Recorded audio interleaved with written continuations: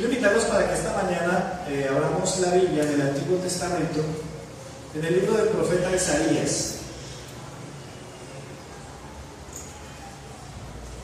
Isaías, capítulo 53.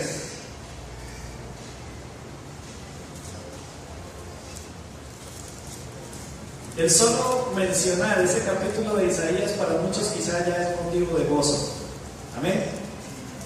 Isaías 53 es una de las joyas más preciosas que uno encuentra en los libros proféticos. Es un regalo de Dios para nuestra fe, es una evidencia de lo sobrenatural de la palabra. Los que toman nota, por favor, escriban el título o tema del mensaje de hoy: es fruto para mi Padre. Vamos a trabajar varios pasajes, pero vamos a iniciar con la lectura de Isaías 53. Quiero pedirle que si usted no trajo Biblia y desea leer, se una a alguien que la tenga, o si usted ve que alguien no tiene que leer, por favor acérquese a alguien. Es muy importante.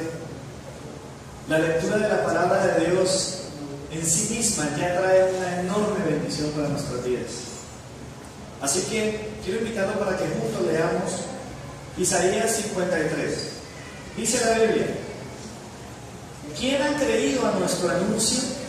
¿Y sobre quién se ha manifestado el brazo de Jehová? Subirá cual renuevo delante de él y como raíz de tierra seca. No hay parecer en él ni hermosura.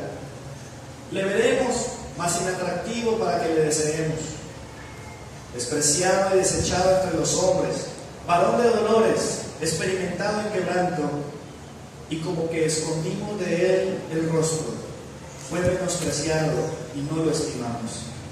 Ciertamente llevó él nuestras enfermedades y sufrió nuestros dolores, y nosotros le tuvimos por azotado, por herido de Dios y abatido.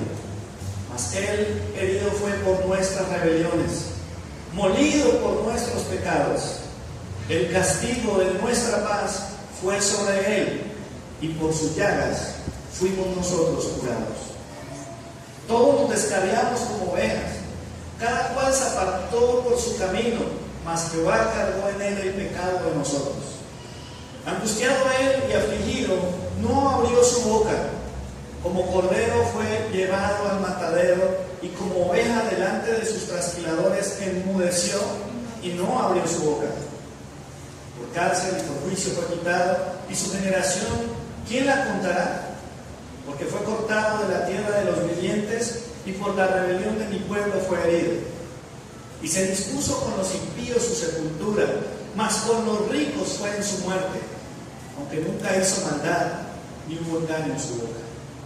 Con todo eso, Jehová quiso quebrantarlo, sujetándole a padecimiento.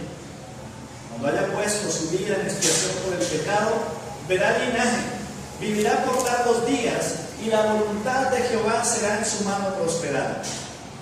Versículo 11, leámoslo juntos. Verá el fruto de la aflicción de su alma y quedará satisfecho. Por su conocimiento justificará mi siervo justo a muchos, y llevará las iniquidades de ellos. Por tanto, yo le daré parte con los grandes, y con los fuertes repartirá despojos, por cuanto derramó su vida hasta la muerte y fue contado con los muchos pecadores, habiendo él llevado el pecado de muchos y orado por los transgresores. Esta es una carta de amor. No me canso de leer Isaías 53. ¿De quién trata este pasaje?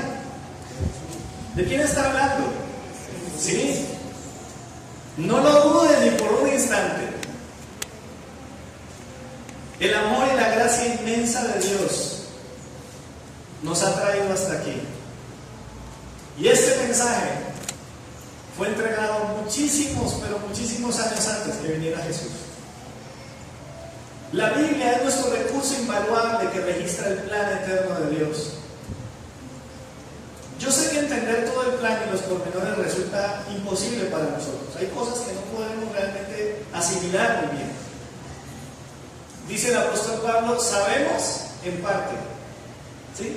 Porque en parte conocemos. Una de las realidades que tenemos que cuidar nosotros es que lo que nosotros tenemos de Dios lo hemos recibido de Él, pero no lo tenemos todo, en parte. Él ha puesto todo a nuestra disposición, pero hay cosas que iremos asimilando con el tiempo y con madurez. Sin embargo, un día, cuando estemos en su gloria, ¿cuántos quieren estar allá? En la plenitud de su eternidad, ya todo estará clarísimo. Lo tendremos completo. Lo que antes era en parte será absoluto. Mientras tanto, bendito sea Dios, porque el Espíritu Santo está aquí. Una de las cosas que sí podemos asegurar a la luz de toda la Biblia es que no hay nada que Dios haya hecho sobre lo cual Dios no espere fruto. Todo lo que Dios ha hecho, si nosotros esperamos fruto, cuando usted va a elaborar, usted está elaborando porque, yo quiero trabajar ahí, así no me pagan. Todos esperamos un fruto y el Señor no es la excepción. Su semejanza, su imagen en nosotros nos lleva a asimilar la ley de la siembra y la cosecha. Si algo podemos decir a la luz de Isaías 53 es que Dios está esperando fruto. Dios aguarda por una cosecha. ¿Cuántos lo creen?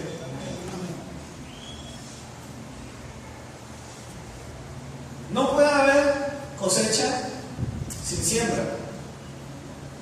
Y no se puede hablar de siembra sin semilla. ¿Recuerdan Génesis capítulo 3 cuando el hombre cae? Génesis 3:15 muestra al Señor diciéndole a la mujer: habrá enemistad entre la simiente tuya y la de la serpiente. ¿Qué es simiente? Semilla. Y ya se estaba hablando de la victoria. Le voy a regalar el versículo para que lo tenga ya anotado. Eso está en Génesis 3:15. Hay una semilla que Dios preparó para bendecirnos, para darnos la victoria. Y esa semilla ha sido sembrada. Esa semilla debe dar fruto. Está bien, en Cristo se cumplió. Jesús mismo afirmó: de cierto os digo que si el grano de trigo no cae en tierra y muere, queda solo.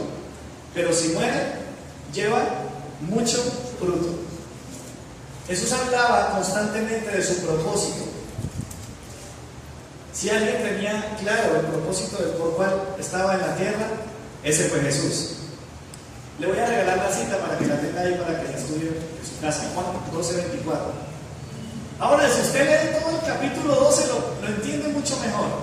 Pero Jesús está hablando de su muerte y lo ilustra con la imagen de una semilla de trigo. El texto que leímos del profeta Isaías es un tesoro, sin duda alguna. Si usted quiere un día hablarle a alguien de la unidad de la Biblia como un solo paquete, puede encontrar sin ningún problema que Isaías 53 es un argumento innegable. Ahora, hay una historia en Hechos capítulo 8. Por favor, póngale la cuerdita, quizás el volante del Congreso, póngale algo ahí para que no pierda Isaías 53. Vamos un momentico a Hechos capítulo 8.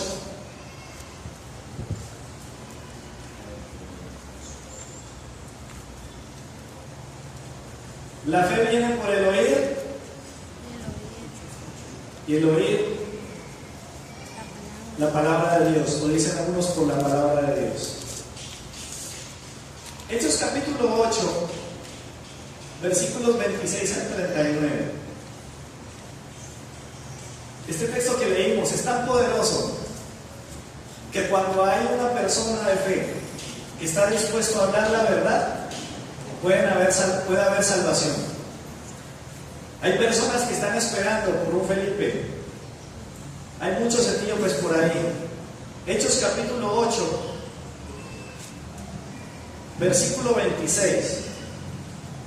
Leámoslo juntos, dice: un ángel del Señor habló a Felipe diciendo: levántate y ve hacia el sur, por el camino que desciende de Jerusalén a Gaza, el cual es desierto.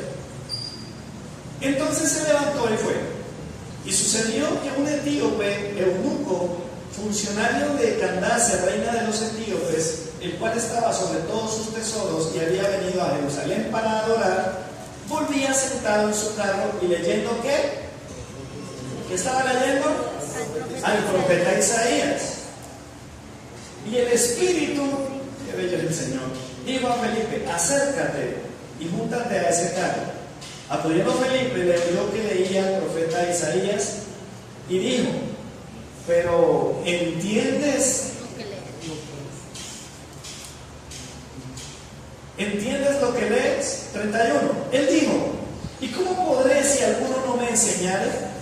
Y rogó a Felipe que subiese y se sentara con él. El pasaje de la escritura que leía era este: como oveja a la muerte fue llevado, y como cordero mudo delante del que lo trasquila, así no abrió su boca.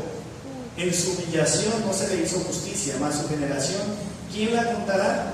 Porque fue quitada de la tierra su vida.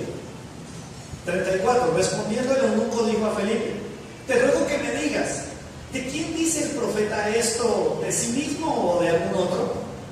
Entonces Felipe, abriendo su boca y comenzando ¿desde dónde? Desde esta escritura le anunció el evangelio de Jesús.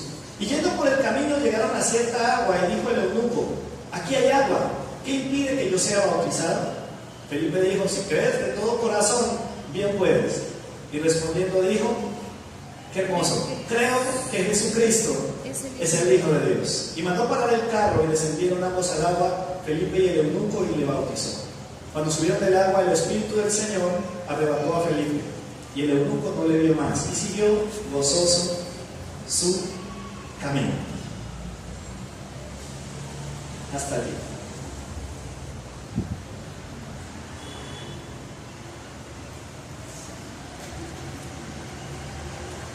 Miren que la mayoría, cuando pregunté Isaías 53 de qué habla, la mayoría dijeron, empezaron a decir: Jesús, Jesucristo, Señor.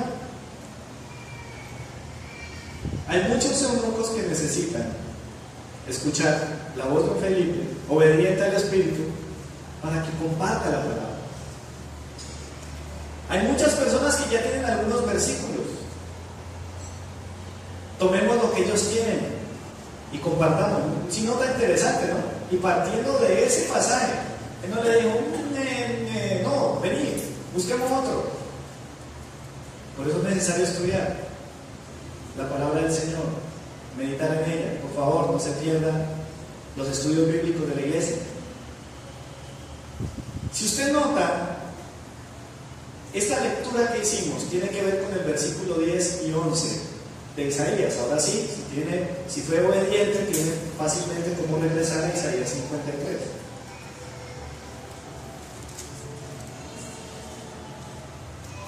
El versículo 10 y 11 dice: con todo eso, Jehová quiso quebrantarlo, sujetándole a padecimiento. Cuando haya puesto su vida en expiación por el pecado, verá linaje, vivirá por largos días, y la voluntad de Jehová será en su mano prosperada. Y enfoquémonos por favor en el versículo 11. Y verá el fruto de la aflicción de su alma, y quedará satisfecho. Por su conocimiento justificará mi siervo justo a muchos, y llevará las iniquidades de ellos.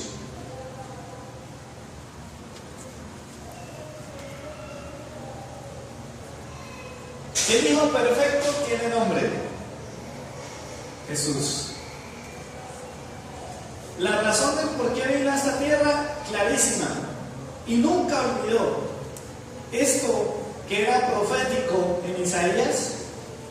Jesús ya lo tenía claro. Él es el antes, el ahora y el que vendrá, el alfa y la omega. Una de las cosas más importantes que tenemos que tener en cuenta, mis amados, es la voluntad del Señor. Cristo nunca olvidó. Este pasaje habla de algo que el Señor está esperando. la encarnación de Jesús no era para que simplemente hubiera un profeta más, porque algunos creyeron que Jesús de Nazaret fue un solo profeta más, un maestro más, un Mesías más, porque había muchos que decían que eran el Mesías. El tema del fruto que estamos abordando hoy es tan amplio que en realidad nos faltan años, quién sabe cuántos, y quizás hasta la eternidad para poderlo entender. Sin embargo, yo quiero invitarlos a que pensemos en esto. El Padre está esperando un fruto.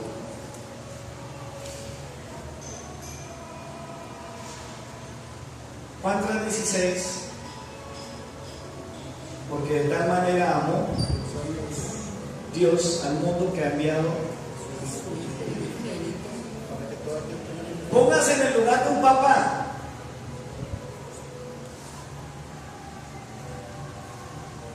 ¿Usted daría a su hijo por cualquier cosa? Me acordé de una campaña política. ¿Usted prestaría a su hijo para cualquier cosa? ¿Usted estaría dispuesto a arriesgarlo por cualquier cosa? El Padre no está improvisando. Este plan es eterno, está bien diseñado, es infalible, pero al Padre le costó y le dolió. Lo mismo que a Jesús.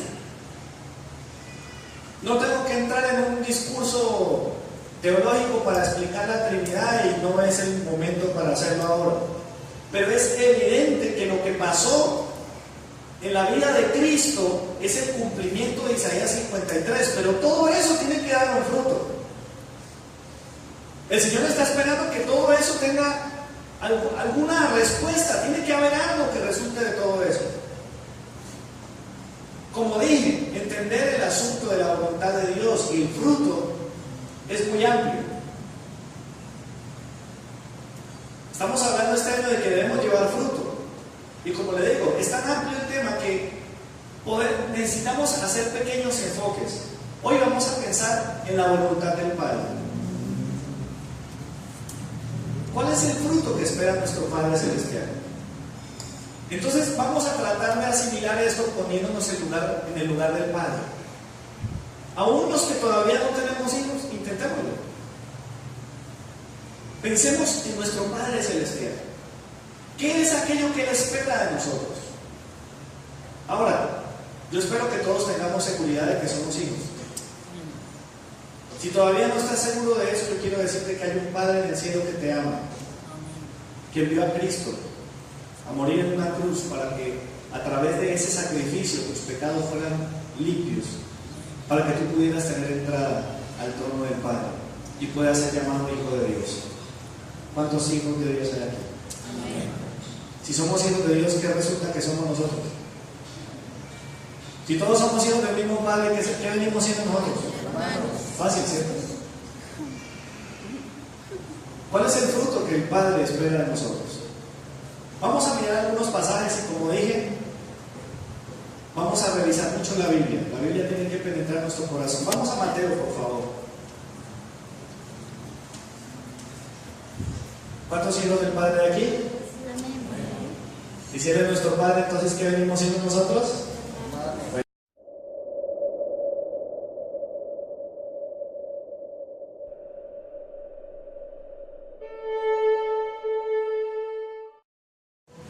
Para enseñarme mis primeros fundamentos de fe cristiana. El primer curso de discipulado lo recibí con ese hombre. Era un abuelo cuando yo lo conocí. ¿Y saben una de las cosas que más me gustaban de sus mensajes?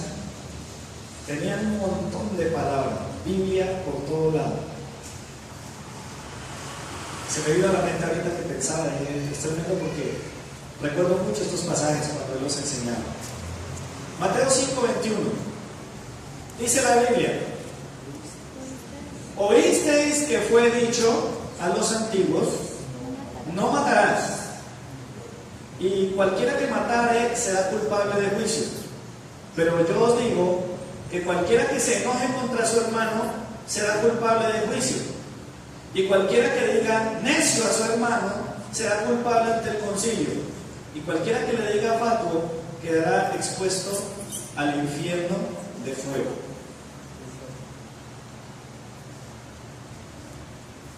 Estos son de los versículos duros, ¿cierto?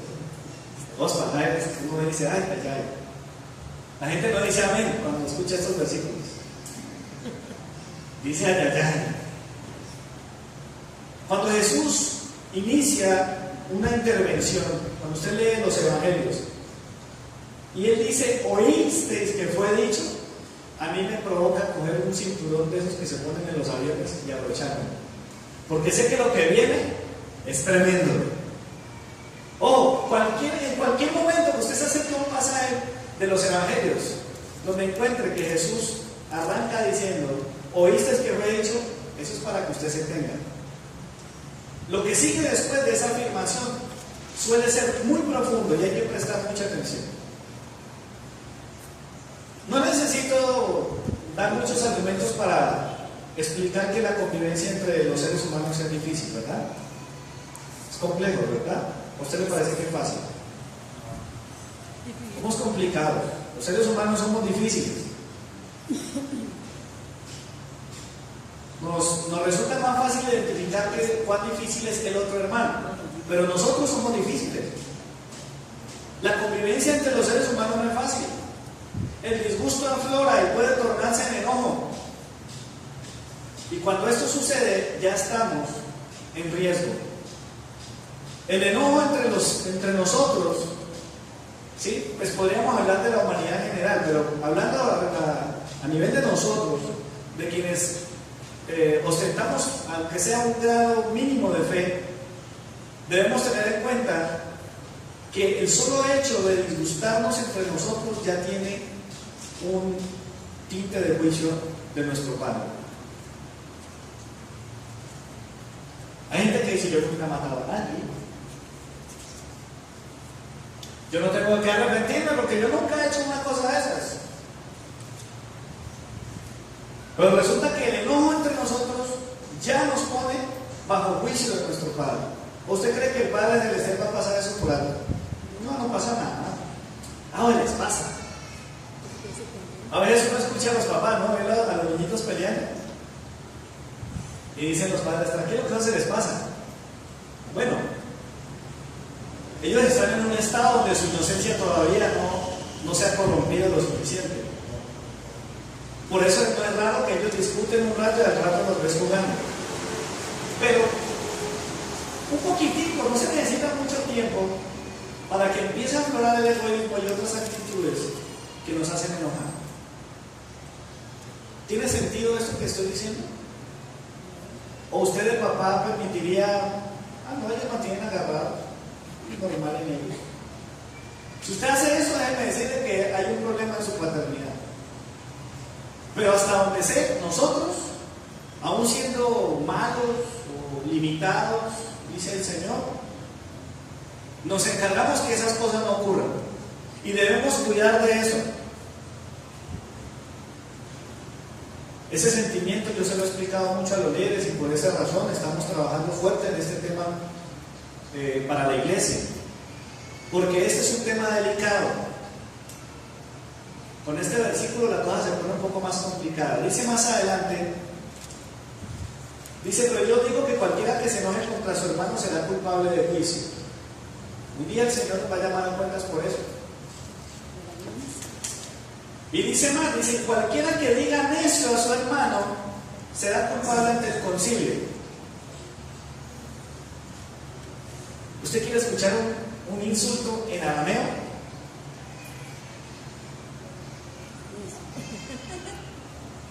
No, lo que pasa es que yo lo he dicho antes, por eso a mí me gusta esculcar bien los textos para poderle traer a usted un mensaje que tenga la suficiente profundidad. Porque si uno lee este pasaje que es necio, no, pero está bobado. ¿Cuántas madres le han dicho, ay, usted está tan necio? ¿Le han dicho alguna vez? Entonces usted tembló. Yo le voy a explicar por qué este texto es tan complejo. Porque dice aquí, cualquiera que diga necio a su hermano será culpable.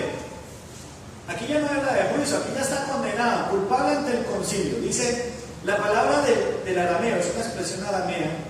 Se la voy a decir porque gracias a Dios aquí no tiene ningún sentido, pero se la voy a decir. Raka. Bueno, siendo un poco más cultural sería como raca, pero no me sale. Raca, ahí a lo latino. Es que mire, hermanos, cuando uno está enojado, ¿cuántos alguna vez se han enojado en su vida? A ver. No hay extraterrestre entre nosotros. Bueno, está bien. ¿Verdad? Cuando uno está enojado, por lo general, uno tiende a amarse. La semana pasada decía, bajen las piedras. Pero a veces tenemos palabras que son como balas, ¿no? Como espadas, que dan durísimo. Cuando hay un corazón resentido, aparecen disparos como ese. ¡Raca! Voy a leerlo con la palabra del arameo. Dice: y cualquiera que diga a su hermano raca será culpable ante el concilio. Bueno, esa palabra no tiene sentido para nosotros, pero yo hoy se lo voy a explicar. Este pasaje está hablando de lo siguiente: es una palabra que no solo es ofensiva y traduce, le voy a decir la traducción a nuestro idioma o a nuestro lenguaje: idiota o imbécil.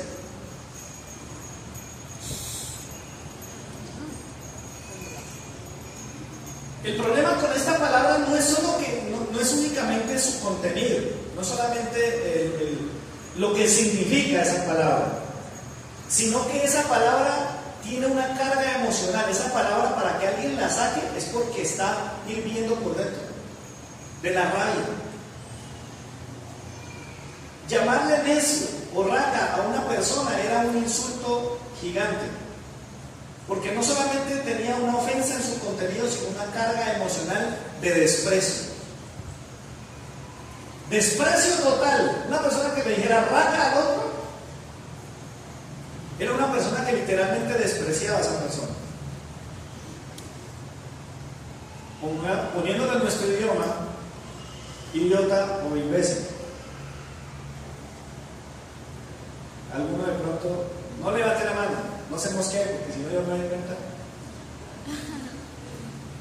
¿Cuántos aquí alguna vez han tratado de idiota o de imbécil a alguien? Cuando esto ocurre, dice la Escritura, nos exponemos a un juicio público. Este tipo de acciones no se pueden permitir, no se pueden tolerar bajo ninguna circunstancia, en ninguna comunidad. Hay que tomar correctivos, eso no puede pasar inadvertido. En la casa, en la empresa, yo no sé dónde usted tenga algún tipo de liderazgo, pero eso no se puede permitir.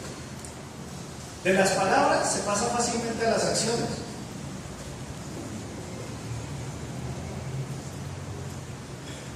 ¿Qué pasa con un padre cuando ve un acto de este tipo entre sus hijos? ¿Usted cree que el padre se siente bien? Es más complicado cuando ha habido testigos que no son cristianos.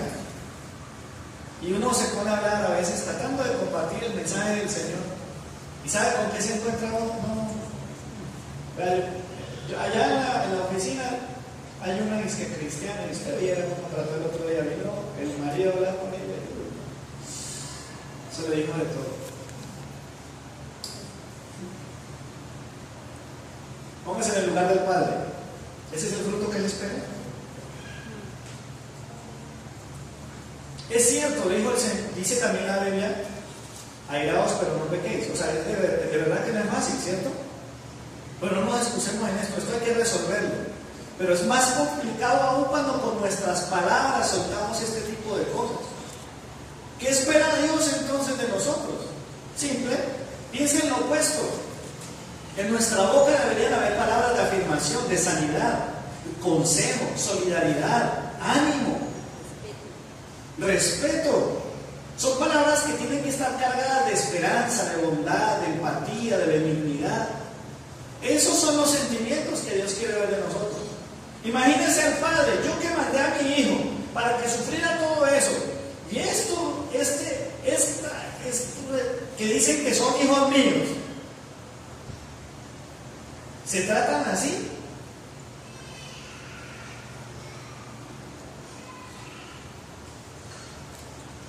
¿Cuántos aquí alguna vez han comido un animal muerto? Justo de mi feo. Y entre más podrido, peor. La siguiente etapa de este pasaje que estamos leyendo es la que sigue. Dice allí, y cualquiera que le diga fatuo quedará expuesto al infierno de fuego. ¿Qué es fatuo? Es una palabra que de pronto no es muy común para nosotros. Permítame, yo me acerco a la explicación de este pasaje. Básicamente, después de que el enojo empieza a generar este tipo de expresiones, se pasa de las palabras a las maldiciones. Básicamente, fatuo en el original es una expresión cortante de maldición. Una injuria. ¿Qué es injuria? Son las palabras muy complejas. Yo le ayudo. Es un hecho o insulto que ofende a una persona y atenta contra su dignidad, honor, credibilidad, sea cierto o no.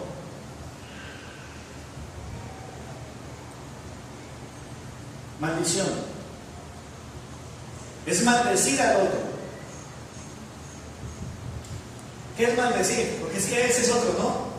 Pero es que yo nunca le he dicho a nadie maldito. Ay, yo dije la palabra maldito. Ay, ¿por qué ahora se me olvidó? Y uno se mira su mano. Pero maldecir, lo hemos hablado, esto es tema de hace poco. Maldecir es decir mal, es hablar mal. Maldecir. ¿Qué problema es cuando caemos en esta tentación? Algo pasa entre usted y alguien y empezamos a maldecir. Y lo más tremendo es que multiplicamos la maldición, porque usted le cuenta a alguien, esta es la que me pasó con fulano, y empieza a multiplicarse la maldición. Es un problema grave. Ahora, ¿sabe cuál es una de las frases típicas con las que nos escudamos cuando maldecimos? La he escuchado muchas veces.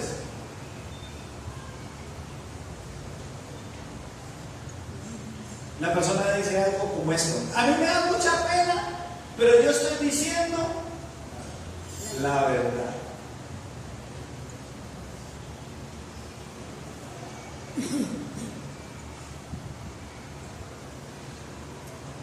¿Quién puede saber si lo que usted está diciendo es cierto o no?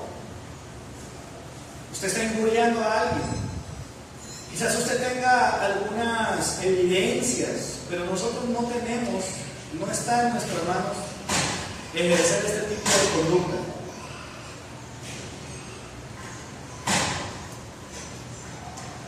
¿Usted aceptaría que un hijo suyo maldiga a otro? Inútil. Bueno, para nada. En fin, incluso hay otra expresión. Ese ahí está pintado, tampoco me gusta. Porque literalmente usted está reforzando en la persona algo. De pronto es una lucha que la persona tiene y ahí está pintado. Hermanos, ¿será que eso es lo que Dios espera de nosotros?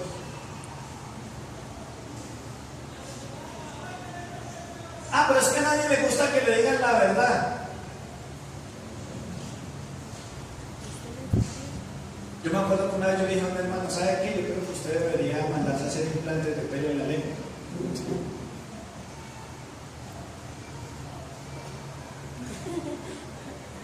¿Por qué? Porque muchas veces la gente dice: es que yo no tengo. De pronto nos convendría, ¿cierto? Porque de pronto con algunos cuantos pelitos en la lengua nos quedaría más fácil frenar nuestras palabras. Dios espera, mire cómo son las cosas. Dice el Señor: bendecir a los que os maldicen. Dios no está esperando maldición. Vean, por favor, vuelvo otra vez. A mí me gusta mucho aterrizar el tema a la realidad, porque si no usted creerá que estoy lanzando un mensaje imposible de cumplir. Es que es verdad, no es fácil, pero Dios nos llamó a hacerlo. Cuesta mucho trabajo. Y más cuando usted está en caliente y usted siente que lo acabaron de ofender. Pero el Padre espera que nosotros tengamos palabras de amor y bendición. Incluso para aquellas personas que literalmente usted dice: es que me la tiene montada, es que me declaró la guerra. ¿Alguien le estará hablando al Señor esta mañana? Me pongo como el primero, porque esta tentación también me afecta a mí. Sigamos, versículo 23. 23 y 24 dice, por tanto, y está uniendo, acuérdense que cada vez que la Biblia tiene un por tanto, ¿sí? Está uniendo dos ideas, así que estamos desarrollando un pensamiento, una unidad de pensamiento. Dice, por tanto, si traes tu ofrenda al altar, y allí te acuerdas de que tu hermano tiene algo contra ti, versículo 24, deja allí tu ofrenda delante del altar y anda, reconcíliate primero con tu hermano, y entonces hay gente que dice, no, pero es que yo a la iglesia voy a lo que voy. Por lo general, cuando una persona dice eso es porque ha tenido problemas con otras personas o porque la persona misma es el problema que ha tenido otra persona con él. Para poder explicar esto de una forma muy sencilla, yo me puse en el lugar de un papá que está en una celebración, le están haciendo una celebración a él y llegan los hijos con regalos, pero cada uno llega por su lado. Le hablan al papá, pero al hermano no le hablan. No se soportan, no saben tratarse con respeto. Póngase en el lugar del papá. ¿Qué prefiere el papá? ¿Todos los regalos? ¿O anhelaría que sus hijos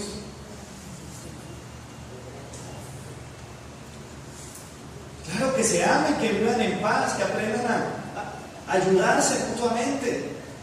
Por eso el fruto que Dios espera ver de nosotros, el fruto que el Padre quiere ver en nosotros, es reconciliación.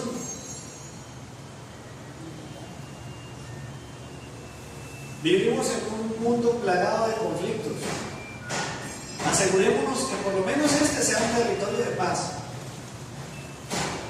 ¿Alguien puede, no sé, cuántos se atrevieron a leer el 25 y el 26? Porque hay gente que lo hace. Ahora yo estoy predicando y no es malo en esencia, a no ser que usted quiera evadir mis palabras. Hay gente que coge la Biblia y arranca a leer otra cosa. ¿Sí? Pero si usted leyó el 25 y el 26 habrá hecho quizá la pregunta que yo me hice alguna vez cuando escuché predicar este pasaje. ¿Y eso qué? Mira el versículo 25 y 26 dice, ponte de acuerdo con tu adversario pronto, en tanto que estás con él en el camino, no sea que el adversario te entregue al juez y el juez al alguacil y seas echado a la cárcel. De cierto te digo que no saldrás de allí hasta que pagues el último. Nos está diciendo básicamente que mientras tengamos vida podemos resolver este asunto. Porque tenemos que trabajar en esto. Es nuestra obligación.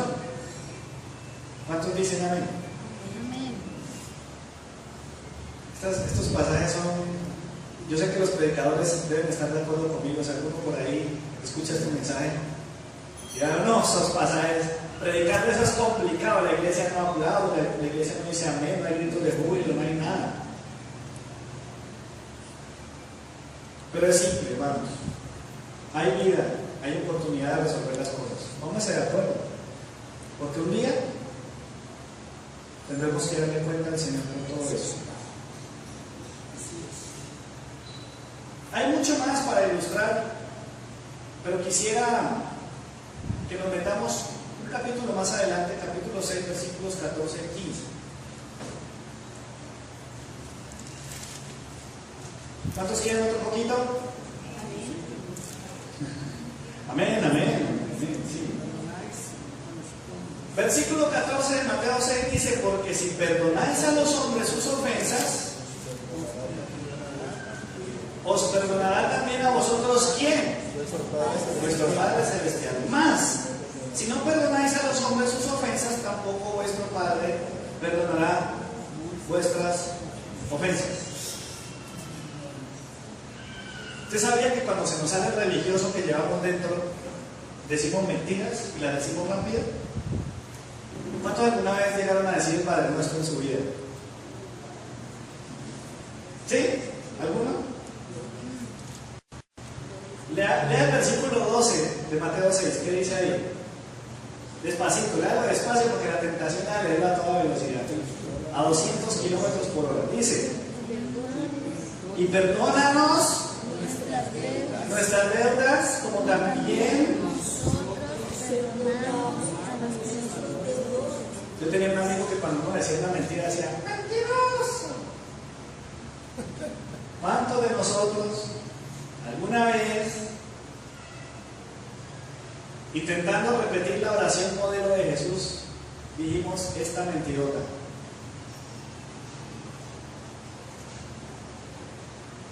Yo tuve una época en la que me movía mucho de manera religiosa, y en mi intento por estar espiritualmente bien, yo me acuerdo que yo recitaba el Padre Nuestro y lo hacía muy rápido, y me puse a acordarme de eso. ¿Y sabe qué hice? Cogí un cronómetro y me medí el tiempo haciendo el Padre Nuestro como yo solía hacerlo, sobre todo cuando me mandaban a pagar la penitencia. Entonces arranqué. Amén. ¿Sabe cuántos segundos me tomó el Padre Nuestro? ¿Quién pone algo? A ver, una cifra. ¿Cuántos? ¿10 segundos? 5. ¿Eh? 15 segundos. 3, no, un poquito. 15 segundos. 15 segundos, bueno, más o menos. Entre 12 segundos y 13. Entre 12 y 13 segundos dije 54 palabras, y esas palabras fueron mentiras.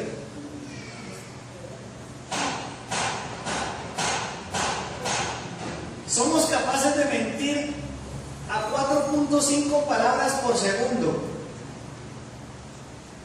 Estas cuentas son raras de pronto, pero me parece que ayudan a ilustrar.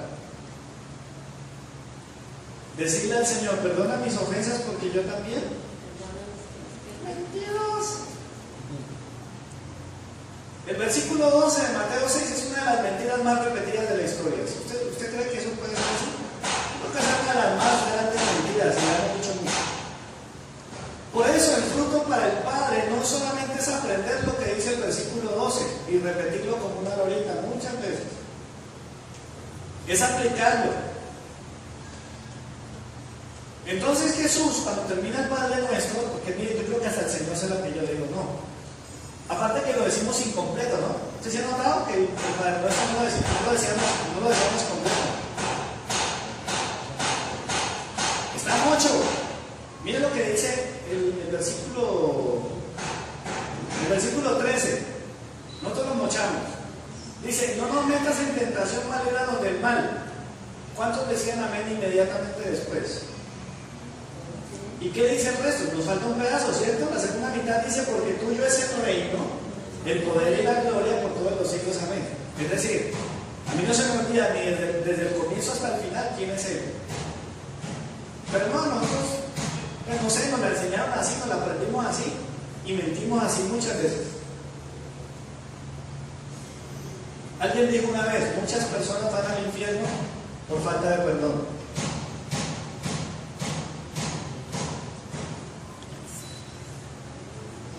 Drástico o no, Jesús dijo que nosotros debemos perdonar a los hombres sus ofensas. De lo contrario, hay un padre que dice, no lo voy a hacer.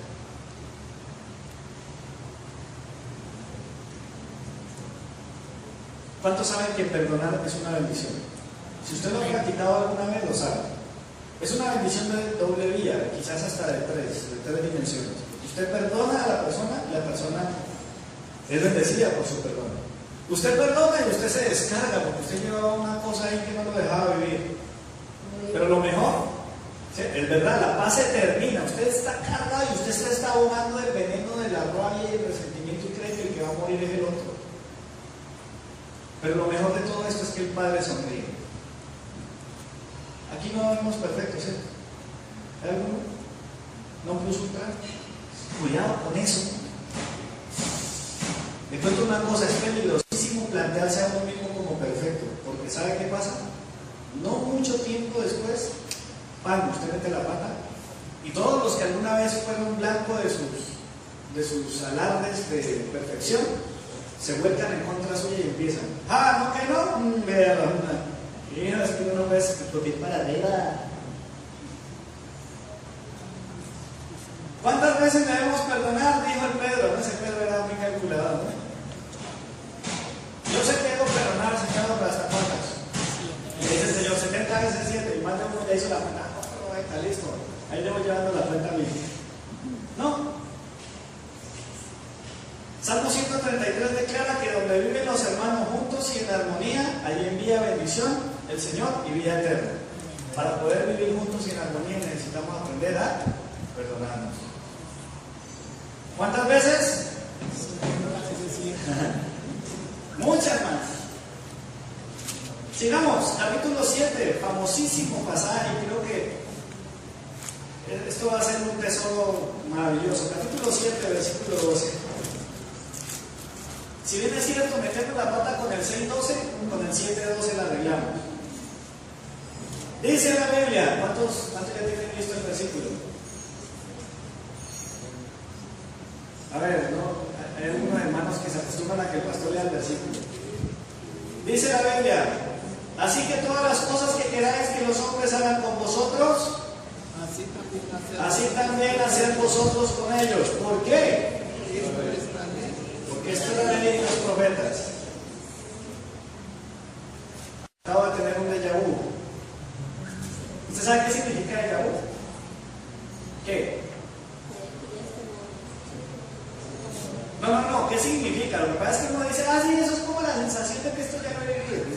Pero la palabra déjà vu, yo no sabía y me puse a buscar, y resulta que eso es una expresión en francés que significa ya visto antes.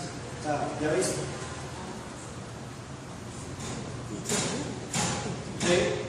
Dice el Señor, de esto depende, esto es, dice la ley y los profetas.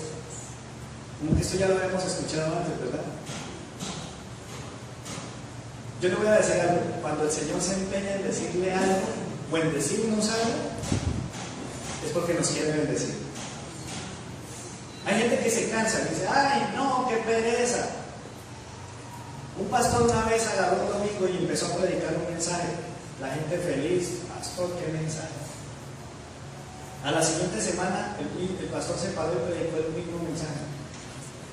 La gente se sorprendió porque repitió, pero igual lo felicitaron. Uy, sí, pastor, esa palabra estaba digna de ser repetida. Al siguiente domingo, ¿qué creen? El pastor volvió y predicó el mismo mensaje. Ya la gente no estaba muy animada, pero pues dijeron, ¿alguna razón tendrá? Pues sí, bien, pastor. Cuarto domingo, ¿y qué creen? Ay, pastor.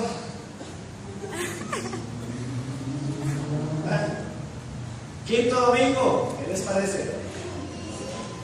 Un día no se aguantaron más y se amotinaron los hermanos y lo hicieron una encerrona al pastor y le dijeron, pastor, ¿usted qué es lo que le pasa?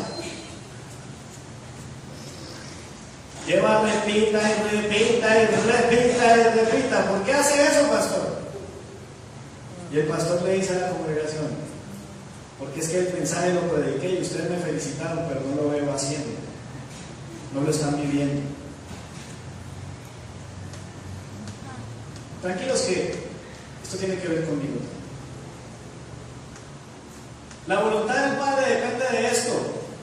Versículos 24 y 27. Dice la Biblia, 24 al 27, dice, cualquiera pues que me oye estas palabras y las hace, le compararé con un hombre prudente que edificó su casa sobre qué cosa.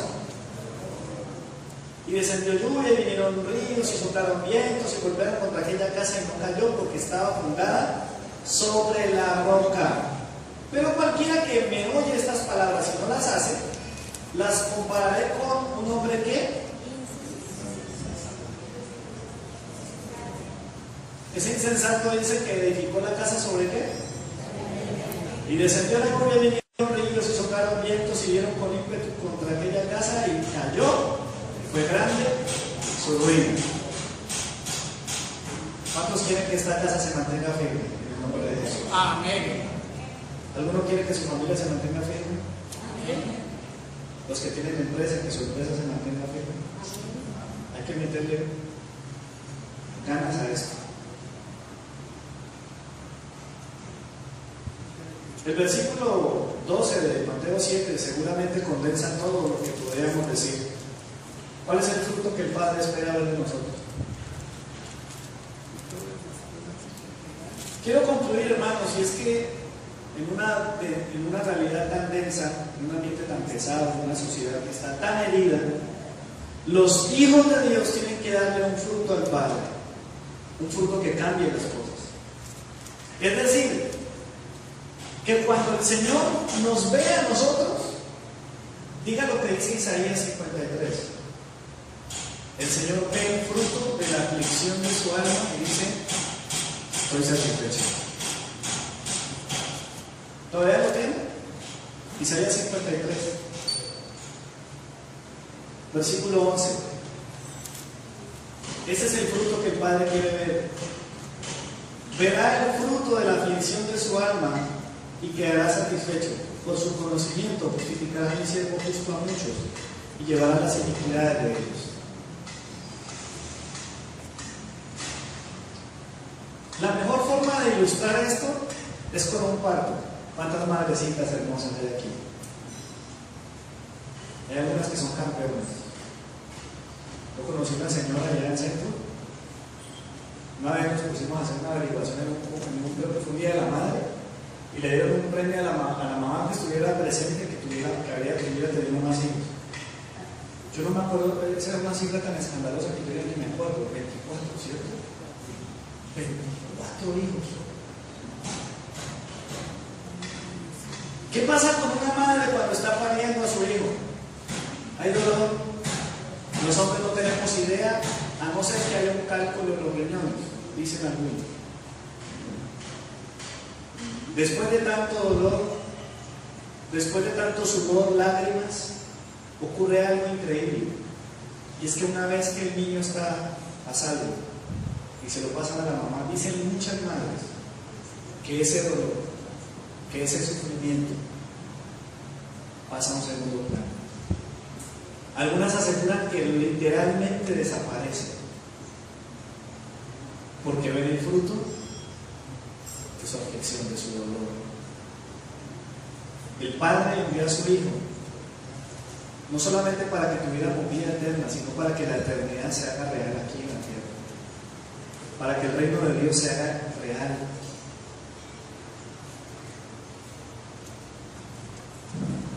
Poco antes de ser entregado, antes de ser arrestado, Jesús hizo algo. Y yo quiero preguntar antes de terminar: ¿quién quiere en realidad complacer al Padre con esto? ¿Alguien quisiera complacerlo? Digo que quiere porque finalmente Dios no nos va a obligar, pero sí tendremos que asumir las consecuencias. Hay cosas que a veces no queremos hacer, pero las tenemos que hacer. Póngase de pie y abra la Biblia para que terminemos. Estos son de esos mensajes de decisiones que uno dice: no, dejemos las canciones para otro día. Jesús, que tiene en su corazón los mismos latidos del corazón del Padre, decide orar por sus discípulos. Vamos a leer el capítulo 17 y vamos a terminar en el 18:1. ¿Está listo? ¿Yo qué dije? ¿No dije nada? Dije, perdón, Juan 17. Juan 17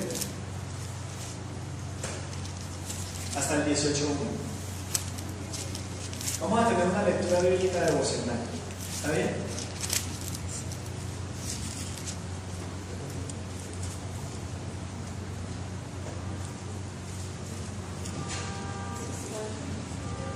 ¿Está listo? Juan 17. Dice así, 17:1. Dice la Biblia: estas cosas habló Jesús y levantando sus ojos al cielo, dijo: Padre, la hora ha llegado. Glorifica a tu Hijo para que también tu Hijo te glorifique a ti. Como le has dado potestad sobre toda carne para que dé vida a todos los que le diste, y esta es la vida eterna, que te conozcan a ti, el único Dios verdadero, y a Jesucristo, al que me has enviado. Yo te he glorificado en la tierra, he acabado la obra que me diste que hiciese. Ahora pues, Padre, glorifícame tú al lado tuyo con aquella gloria que tuve contigo antes que el mundo fuese. He manifestado tu nombre a los hombres que del mundo me diste. Tuyos eran y me lo diste, y han guardado tu palabra. ahora han conocido que todas las cosas que me han dado proceden de ti. Porque las palabras que me diste les he dado y ellos las recibieron. Y han conocido verdaderamente que salí de ti y han creído que tú me enviaste. Yo te ruego por ellos. No ruego por el mundo, sino por los que me diste, porque son tuyos. Y todo lo mío es tuyo y lo tuyo mío, y he sido glorificado en ellos. Y ya no estoy más en el mundo, mas estos están en el mundo y yo voy a ti. Padre Santo, a los que me has dado, guárdalos en tu nombre para que sean uno, así como nosotros. Cuando estaba con ellos en el mundo, yo los guardaba en tu nombre, y a los que me diste, yo los guardé y ninguno de ellos se perdió, sino el hijo de perdición, para que la escritura se cumpliese. Pero ahora voy a ti.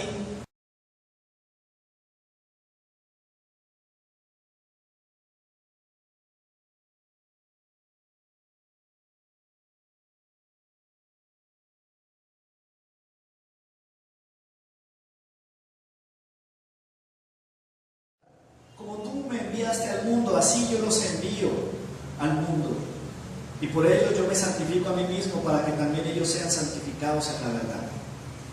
Mas no ruego solamente por estos, sino también por los que han de creer en mí por la palabra de ellos, para que todos sean uno, como tú, oh Padre, en mí y yo en ti, que ellos sean uno en nosotros, para que el mundo crea que tú me enviaste. La gloria que me diste yo les he dado, para que sean uno, así como nosotros somos uno. Yo en ellos y tú en mí, para que sean perfectos en la unidad, para que el mundo conozca que tú me enviaste y que los has amado a ellos como también a mí me has amado. Padre, aquellos que me has dado, quiero que donde yo estoy, también ellos estén conmigo, para que vean mi gloria que me has dado, porque me has amado desde antes de la fundación del mundo. Padre justo, el mundo no te ha conocido, pero yo te he conocido. Y estos han conocido que tú me enviaste, y les he dado a conocer tu nombre, y lo daré a conocer aún, para que el amor con que me has amado esté en ellos y yo en ellos. Y habiendo dicho Jesús estas cosas, salió con sus discípulos al otro lado del torrente de Cedrón, donde había un huerto, en el cual entró con sus discípulos. ¿Y saben qué viene después, no? Después viene el arresto, viene todo el dolor. Es maravilloso, ¿cierto? Jesús es el cumplimiento de Isaías 53. El corazón de Juan 3:16. Y el Padre está esperando el fruto de la aflicción de su alma, para que el mundo crea. La gente a veces va a las iglesias esperando ver milagros, recibir, no sé, sanidades. El Señor no oró por eso. El Señor oró para que cuando lleguen aquí, digan ellos son uno.